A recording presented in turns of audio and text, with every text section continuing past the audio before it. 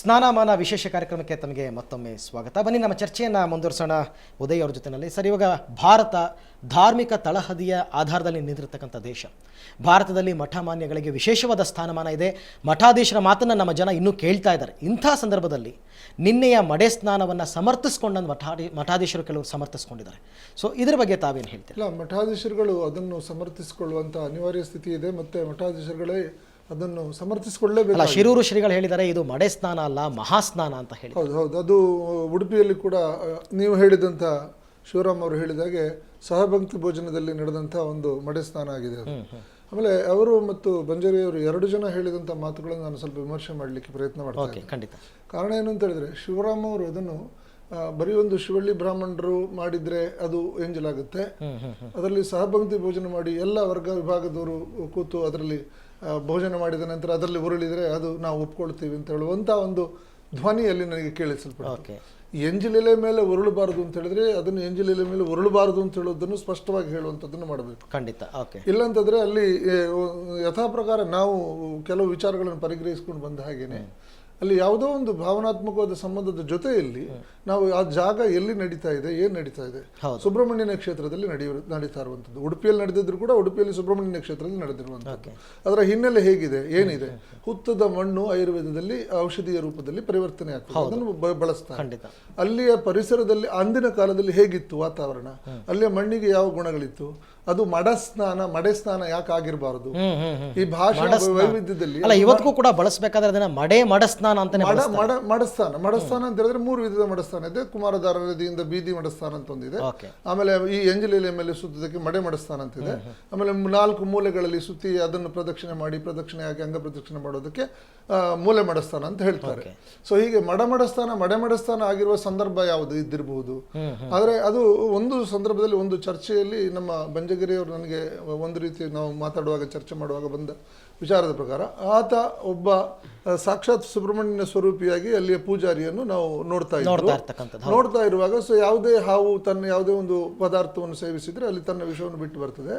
ಆ ವಿಷವನ್ನು ತನ್ನ ದೇಹಕ್ಕೆ ಮದ್ದಿನ ರೂಪದಲ್ಲಿ ಅದನ್ನು ಅದರ ಮೇಲೆ ಹೊರಲಾಡಿದ್ರೆ ಅದು ಮದ್ದಿನ ರೀತಿಯಲ್ಲಿ ಪರಿವರ್ತನೆ ಆಗುವಂತ ಒಂದು ನಂಬಿಕೆಗಳಿತ್ತು ಅಂತ ಹೇಳುವಂತಹ ಭಾವನೆಗಳಿಂದ ಅದನ್ನು ನಡೆಸ್ಕೊಂಡು ಬಂದಿತ್ತು. ಇಲ್ಲಿ ಬ್ರಾಹ್ಮಣರೇ ಊಟ ಮಾಡೋದು ಯಾಕಂದ್ರೆ ಅಲ್ಲಿಯ ಒಂದು ಸಂಪ್ರದಾಯ ಹಾಗೆ ಬೆಳೆದು ಬಂದಿತ್ತು. ಬೆಳೆದು ಬಂದಂತ ಸಂಪ್ರದಾಯವನ್ನು ಹಾಗೆ ಉಳಿಸ್ಕೊಂಡು ಅಲ್ಲಿ ಬರೀ ಇವರು ಹೇಳಿದ ಹಾಗೆ ದಲಿತ ವರ್ಗದವರಾಗ್ಲಿ ಬರೀ ಒಂದು ಹಿಂದುಳಿದ ವರ್ಗದವರಾಗ್ಲಿ ಮಾತ್ರ ಉರುಳುವಂಥದ್ದಲ್ಲ. ಬೇರೆ ದೇವಸ್ಥಾನಗಳಲ್ಲಿ ಕೂಡ ಮಡಸ್ಥಾನಗಳು ಮಡೆ ಮಡಸ್ಥಾನಗಳು ನಡೀತಾ ಇದ್ದಾವೆ. ಸಗರಿ, ತೊಕ್ಕೂರು, ಇನ್ನು ಬೇರೆ ಬೇರೆ ದೇವಸ್ಥಾನಗಳಲ್ಲಿ ಈ ತರದ ಮಡೆ ಮಡಸ್ಥಾನ ನಡೀತದೆ. ಅಲ್ಲಿ ಕೂಡ ಇದೇ ತರ ಬ್ರಾಹ್ಮಣರು ಕೂಡ ತಮ್ಮ ಈ ಒಂದು ಹರಕೆಯನ್ನು ಹೊತ್ತು ತಮ್ಮ ಒಂದು ಮಾನಸಿಕ ಒಂದು ಅಥವಾ ನಮ್ಮ ದೈಹಿಕವಾದಂಥ ಕ್ಲೇಶಗಳನ್ನು ಕಳೆದುಕೊಳ್ಳಲಿಕ್ಕೆ ಇದನ್ನು ಮಾಡ್ತಾರೆ.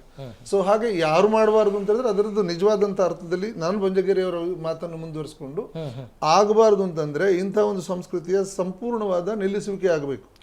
ನಿಲ್ಲಿಸುವಿಕೆ ಆಗೋದಿಲ್ಲ ಅಂತ ಹೇಳಿದ್ರೆ ಯಾರು ಸಹಪಂಕ್ತಿ ಭೋಜನ ಮಾಡಿದ ತಕ್ಷಣನೇ ಅಲ್ಲಿ ಎಂಜಿಲ್ನ ಮೇಲೆ ಉರುಳುವುದರಿಂದ ಯಾವ ಸಾರ್ಥಕ್ಯವನ್ನು ಪಡೆದಾಗ ಆಗೋದಿಲ್ಲ. ಯಾವ ಸಾಮಾಜಿಕ ಜಯಪ್ರಕಾಶ್ ಅವರು ಏನ್ ಹೇಳ್ತಾರೆ ಅದಕ್ಕೆ ಇವರ ಮಾತಿಗೆ?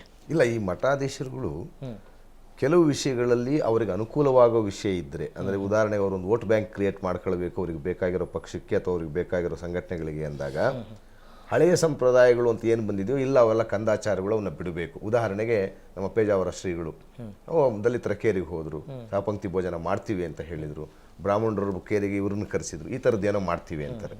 ಅಲ್ಲಿ ಅವರ ಉದ್ದೇಶ ಏನಾಗಿರುತ್ತೆ, ಅವರ ಚೌಕಟ್ಟಿನ ಒಳಗಡೆಗೆ ಯಾವ್ಯಾವ ಪಂಗಡದವ್ರನ್ನ ಕರ್ಕೊಳ್ಬೇಕು ಅಂತ ಹೇಳಿ ವಿಷಯಾಂತರ ಆಗ್ತಾ ಇದೆ. ಮೂಲ ಆ ರೀತಿ ಬರೋದಿಲ್ಲ ಅಂತಕ್ಕಂಥದ್ದು.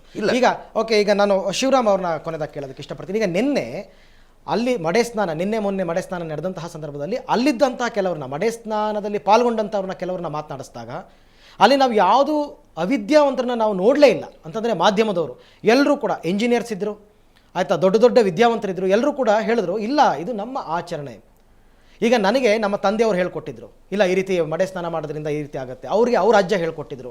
ಸೊ ಇದು ಈ ರೀತಿ ಬಂದಿರೋದ್ರಿಂದ ಇದು ನಮ್ಮ ಧಾರ್ಮಿಕ ನಂಬಿಕೆ, ನಮ್ಮ ಧಾರ್ಮಿಕ ನಂಬಿಕೆಗೆ ಯಾಕೆ ಅಡ್ಡ ಬರ್ತೀರಾ ಅಂತ ಅವರು ನೇರವಾಗಿ ಮಾಧ್ಯಮದವ್ರನ್ನ ಪ್ರಶ್ನೆ ಮಾಡಿದ್ದಾರೆ. ಇದಕ್ಕೆ ತಾವೇನು ಹೇಳ್ತೀರಾ? ಇದೇ ಇವತ್ತಿನಲ್ಲಿ ನಾವು ಬಹಳ ಪ್ರಮುಖವಾಗಿ ಚರ್ಚೆ ಮಾಡಬೇಕಾಗಿರೋ ವಿಚಾರ. ಮಠಮಾನ್ಯಗಳು ಇವತ್ತು ಜನರಲ್ಲಿ ಜಾಗೃತಿ ಮೂಡಿಸುವಂಥ ಕೆಲಸವನ್ನು ಮಾಡಬೇಕು. ಮಠಮಾನ್ಯಗಳ ಜವಾಬ್ದಾರಿ ಕೂಡ ಇವತ್ತು ಅದೇನೆ. ಸಾಮಾಜಿಕವಾಗಿ, ಶೈಕ್ಷಣಿಕವಾಗಿ, ಸಾಂಸ್ಕೃತಿಕವಾಗಿ ವೈಚಾರಿಕ ಮನೋಭಾವನವನ್ನು ಜನರಲ್ಲಿ ಬಿತ್ತುವಂಥ ಕೆಲಸ ಮಾಡಬೇಕು.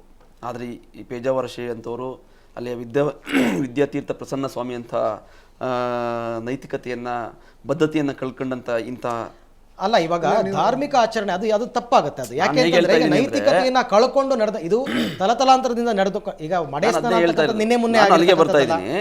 ಇಂಥ ಅವೇರ್ನೆಸ್ ಕ್ರಿಯೇಟ್ ಮಾಡ್ಬೇಕಂತ ಮಠಮಾನ್ಯಗಳ ನಮ್ಮ ಕರ್ನಾಟಕದಲ್ಲಿ ಇರ್ತಕ್ಕಂಥ ಸರಿಸುಮಾರು 18,000 ಮಠಮಾನ್ಯಗಳಲ್ಲೂ ಕೂಡ ನೀವು ನೋಡ್ತಾ ಹೋದ್ರೆ ಇಂಥ ಪದ್ಧತಿಗಳಿದ್ದೇ ಇದೆ. ಅದು ಯಾವುದೇ ಒಂದು ವರ್ಗದವರಿಗೆ ಸೀಮಿತವಾಗಿರ್ತಕ್ಕಂಥದ್ದಲ್ಲ. ಮಠಗಳು ತಮ್ಮ ಮನೋಭಾವನೆಯನ್ನ ಬದಲಾವಣೆ ಮಾಡಿ, ಅಂದ್ರೆ ಈಗ ನೀವು ಜನರಲೈಸ್ ಮಾಡಿ 18,000 ಮಠಗಳು ಈ ರೀತಿ ಕೆಲಸವನ್ನ ಮಾಡಬೇಕು ಅಂತ ಹೇಳ್ಬೇಕು. ಅಲ್ಲಿ ಯಾವ ಮಠ 18,000 18 ಕೋಟಿ ಮಠಗಳಿದ್ರು ಕೂಡ ಜನರಲ್ಲಿ ವೈಚಾರಿಕ ಮನೋಭಾವನೆ ಬಿತ್ತು. ಅಂದ್ರೆ ನಿಮ್ ಪ್ರಕಾರ ಆ ರೀತಿ ಕೆಲಸ ಅವ್ರು ಮಾಡ್ತಾ ಇಲ್ಲ ಅಂತೀರಾ? ಖಂಡಿತ. ನಮಗೆ ಇವತ್ತಿನ ಕರ್ನಾಟಕದ ಉದಾಹರಣೆ ನೋಡಿ ಎಲ್ಲರೂ ನಾನು ಒಟ್ಟಾರೆಯಾಗಿ ನಾನು ಇದನ್ನ ಕೆಲವು ಮಠಗಳಿದ್ದಾವೆ ವೈಜ್ಞಾನಿಕವಾಗಿ ಮತ್ತು ವೈಚಾರಿಕ ಹಿನ್ನೆಲೆಯಲ್ಲಿ ನಡೀತಿರುವಂಥವು ಇದ್ದಾವೆ. ಆದರೆ ನಾನು ಇಲ್ಲಿಯ ವಾತಾವರಣಕ್ಕೆ ಇವತ್ತು ನಡೀತಿರುವಂಥ ಇಂಥ ಘಟನೆಗಳಲ್ಲಿ ಈ ಕೆಲವು ಮಠಗಳು ನಾವು ಯಾವುದು ಶಿರು ಮಠ ಆಗಿರ್ಬೋದು, ಸುಬ್ರಹ್ಮಣ್ಯ ಮಠ ಆಗಿರ್ಬೋದು, ಇಂಥ ಮಠಗಳು ಜನರಲ್ಲಿ ಮೂಢನಂಬಿಕೆಯನ್ನು ಮೌಢ್ಯತೆಯನ್ನು ಬಿತ್ತುವಂಥ ಕೆಲಸ ಮಾಡ್ತಾ ಇದೆ. ಅವರು ಜಾಗೃತಿಯನ್ನು ಮೂಡಿಸಿದ್ರೆ ಜನರ ಮನೋಭಾವನೆ ಬದಲಾಗುತ್ತೆ. ಇದಕ್ಕೆ ಉದಯ್ ಅವರು ಏನು ಅವರು ನಿನ್ನೆ ಬಹುಶಃ ಅವರು ಗೊಂದಲಕ್ಕೊಳಗಾಗಿ ಅವರು ಒಂಥರ ವೈಚಾರಿಕ ಚಿಂತನೆ ಅಂತ ಹೇಳುವಂಥದ್ದು ಯಾವುದು ಅಂತ ಆ ಪರಿಭಾಷೆಯ ಒಂದು ನಿಜವಾದಂಥ ಅರ್ಥವನ್ನು ಸ್ವಲ್ಪ ಅವರು ಬೇರೆ ರೀತಿಯಲ್ಲಿ ಉದ್ರೇಕಿತ ಮತ್ತು ನೋವಿನಿಂದ ಮಾತಾಡ್ತಾ ಇದ್ದಾರೆ. ಅದು ಸ್ವಾಭಾವಿಕ ಕೂಡ ಹೌದು. ಯಾಕಂದ್ರೆ ಇದು ಇಂಥ ಒಂದು ಭಾವನೆ ಬರುವಾಗ ಯಾರನ್ನು ನಾವು ಯಾಕೆ ಖಂಡಿಸುವಂಥದ್ದು? ಯೋಚನೆ ಮಾಡಿ. ನಿಜವಾಗ್ಲೂ ನೀವು ಹೇಳಿದಂಥದ್ದು ಮಠಮಾನ್ಯಗಳು ಮಾಡಬೇಕಾದಂಥ ಮೂಲ ಕರ್ತವ್ಯ ಏನು ಅಂತ ಹೇಳಿದ್ರೆ, ನಮ್ಮ ಹಿರಿಯರು, ನಮ್ಮ ಸಂಪ್ರದಾಯ, ನಮ್ಮ ವಿದ್ವತ್ತು, ನಮ್ಮ ಶಾಸ್ತ್ರಗಳು ಏನು ಹೇಳಿದ್ದಾವೆ ಅದನ್ನು ಸರಿಯಾದ ರೀತಿಯಲ್ಲಿ ಅರ್ಥ ಮಾಡಿಕೊಂಡು ಪ್ರಥಮವಾಗಿ ಅವರ ಅರ್ಥ ಮಾಡಿಕೊಂಡು ಅದನ್ನು ಸಮಾಜದ ಇತರರಿಗೆ ತಿಳಿಸಿ ಹೇಳುವಂಥದ್ದು ಆಗಬೇಕು. ಉದಾಹರಣೆಗೆ ರುದ್ರದಲ್ಲಿ ಒಂದು ಮಂತ್ರ ಇದೆ, ತ್ರಯಂಬಕಂ ಯಜಾಮಹೇ ಸುಗಂಧಿ ಪುಷ್ಟಿವರ್ಧನಂ ಉರ್ವಾರುಕಮಿ ಬಂಧನಾನ್ ಮೃತ್ಯುವರ್ ಮುಕ್ಷಿಯ ಮಾಮೃತ ಅಂತ ಒಂದು ಮಂತ್ರ ಇದೆ. ಇದರ ಅರ್ಥ ಎಷ್ಟು ಜನರಿಗೆ ಗೊತ್ತಿದೆ? ಇಂಥ ಅರ್ಥಗಳ ನಿಜವಾದಂಥ ಪರಿಕಲ್ಪನೆ ಅವರಿಗೆ ಕೊಟ್ರೆ ಇವರಿಗೆ ಗೊತ್ತಿದೆ. ಅದನ್ನು ನಾವು ಅರ್ಥ ಮಾಡ್ಕೊಂಡ್ರೆ ನಮ್ಮ ಜೀವನ ಅಂತ ಹೇಳುವಂಥದ್ದು ಒಂದು ಕರ್ಬೂಜದ ಹಣ್ಣಿನ ಹಾಗೆ ಫಲಭರಿತವಾಗಿ ಅದರಲ್ಲಿ ಒಳಗಡೆ ಎಲ್ಲ ಫಲವನ್ನು, ಹೊರಗಡೆ ಸಿಪ್ಪೆಯ ಒಳಗಡೆ ನಿಜವಾದ ಫಲವನ್ನು ಇಟ್ಕೊಂಡು ಒಳಗಡೆ ಬೀಜಗಳನ್ನು ಉಳಿಸಿ ಆ ಬೀಜಗಳನ್ನು ಮುಂದಿನ ಪರಂಪರೆಗೆ ದಾಟಿಸುವಂಥ ಕೆಲಸವನ್ನು ಮಾಡಿ ನನ್ನನ್ನು ಈ ಜೀವನದಿಂದ ಮುಕ್ತಿ ಮಾಡು, ನನ್ನ ಸಮಾಜ ಕಾರ್ಯವನ್ನು ಮಾಡಲಿಕ್ಕೆ ಬಿಟ್ಟು ಬಿಡು, ನನ್ನನ್ನು ಮುಗಿಸ್ಬಿಡು, ನನ್ನ ಮೃತ್ಯುವಿಂದ ನನ್ನನ್ನು ಅಮೃತತ್ವಕ್ಕೆ ಕರ್ಕೊಂಡು ಹೋಗು ಅಂತ ಹೇಳುವಂಥದ್ದು. ಹೇಗೆ ಸಿಪ್ಪೆ ಕಹಿ ಆಗಿರ್ತದೆಯೋ ಅದರ ಸುತ್ತ ಹಣ್ಣುಗಳು ಚೆನ್ನಾಗಿ ತಿರುಳಾಗಿರ್ತದೆಯೋ ಅಂತ ಹಣ್ಣನ್ನು ಇರುವಂಥ ಸತ್ವವನ್ನು ಸಮಾಜಕ್ಕೆ ಕೊಟ್ಟು ಆ ಬೀಜ ರೂಪದ ಭವಿಷ್ಯವನ್ನು ಸಮಾಜದಲ್ಲಿ ಬಿತ್ತುವಂತ ಕೆಲಸವನ್ನು ಮಾಡು, ಒಳ್ಳೆದನ್ನು ಕೊಡು. ಹಾಗಾದ್ರೆ ಎಲ್ಲರನ್ನು ಪ್ರೀತಿಸು. ನೋಡಿ, ರುದ್ರದಲ್ಲಿ ಇನ್ನೊಂದು ಮಂತ್ರ ಹೇಳ್ತದೆ, ಸಸ್ಕರನಿಗೂ ನಮಸ್ಕಾರ ಮಾಡ್ತದೆ, ಅಲ್ಲಿ ಒಬ್ಬ ಕುಂಬಾರನಿಗೂ ನಮಸ್ಕಾರ ಮಾಡ್ತದೆ, ಒಬ್ಬ ಕಮ್ಮಾರನಿಗೂ ನಮಸ್ಕಾರ ಮಾಡುತ್ತದೆ, ಕನಿಷ್ಠನಿಗೂ ನಮಸ್ಕಾರ ಮಾಡುತ್ತದೆ, ಆಮೇಲೆ ಉತ್ಕೃಷ್ಟನಿಗೂ ನಮಸ್ಕಾರ ಮಾಡ್ತದೆ. ಹೀಗೆ ಇಲ್ಲಿ ಭೇದ ಭಾವಗಳಿಲ್ಲ.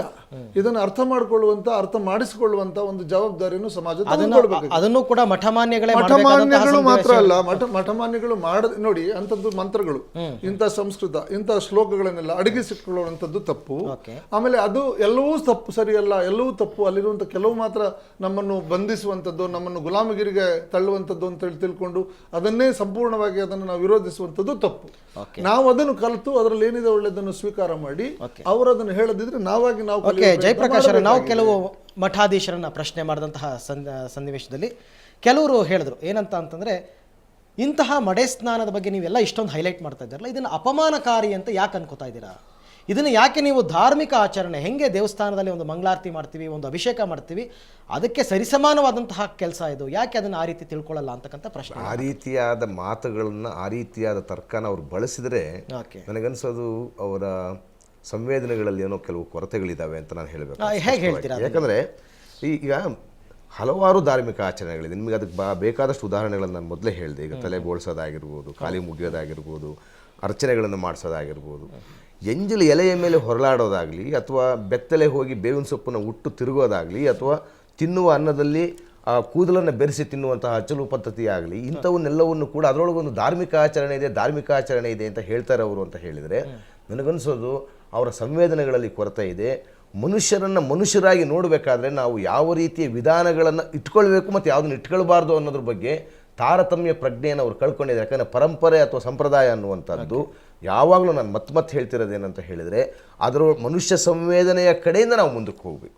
ಮನುಷ್ಯ ಸಂವೇದನೆ ಯಾವಾಗಲೂ ಕೂಡ ಮತ್ತಷ್ಟು ನಮ್ಮನ್ನು ಸಮಾನರನ್ನಾಗಿ ಮಾಡಬೇಕು. ಸಮಾನರನ್ನಾಗಿ ಮಾಡಬೇಕಾದ್ರೆ ಹಳೆಯ ಎಷ್ಟೋ ಆಚರಣೆಗಳಲ್ಲಿರುವಂತಹ ಅಮಾನವೀಯವಾದ ನಾಚಿಕೆಗೇಡಿನ ಅಂಶಗಳು ಇಲ್ಲದ್ರೆ ನೋಡ್ರಿ, ಈಗ ಅದೇ ದಕ್ಷಿಣ ಕನ್ನಡದಲ್ಲಿ ಅದೊಂದು ಪದ್ಧತಿ ಇತ್ತು, ಕೂದಲಲ್ಲಿ ಬೆರೆಸಿ ಅನ್ನವನ್ನು ತಿನ್ನಬೇಕಾಗಿದ್ದಂಥ ಕೊರಗರದೊಂದು ಪದ್ಧತಿ ಇತ್ತು. ಯಾಕೆ ನಿಷೇಧ ಮಾಡಿದ್ವಿ? ಅವ್ರು ಹೇಳ್ಬೋದಿತ್ತು ಇದು ಧಾರ್ಮಿಕ ಪದ್ಧತಿ ಮುಂದುವರಿಯಲಿ ಅಂತ ಹೇಳಿ. ಅದನ್ನು ಯಾವಾಗ ಹೇಳಲ್ವೋ ಅದೇ ರೀತಿ ಎಂಜಲು ಅನ್ನುವಂಥದ್ದು ಅವರಿಗೆ ಮೈಲಿಗೆ.